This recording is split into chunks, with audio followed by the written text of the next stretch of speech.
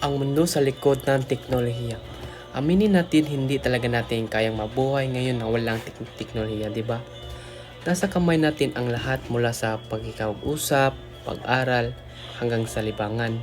Pero habang tinatangkilik natin ang ginawang dala nito, nasa isip nyo ba kung ano talaga ang nasa likod ng lahat ng ito?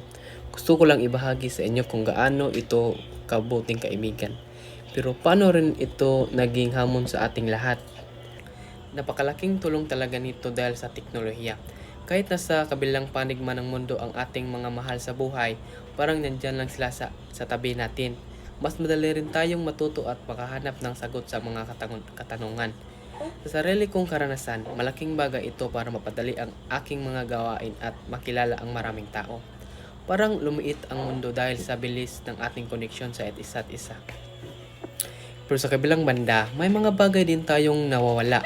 Mapansin natin, madalas ay nakatutok na lang tayo sa ating mga cellphone at computer, kaya nakalimutan na natin makipag-usap ng harapan.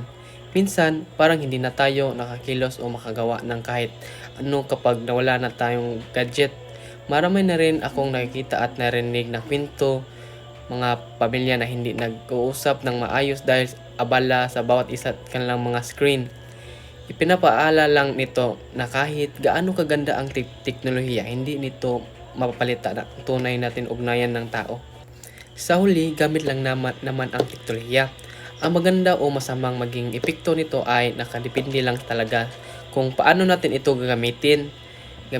Gagamitin natin ito para maging mas madali at mas makulay ang ating buhay. Pero huwag nating hayaang maging hadlang ito sa ating samahan. Ang hamon ko sa inyo, gamitin natin ang teknolohiya ng may tinuan at puso upang tunay na makatulong ito sa ating pag-unlad at sa ating lipunan.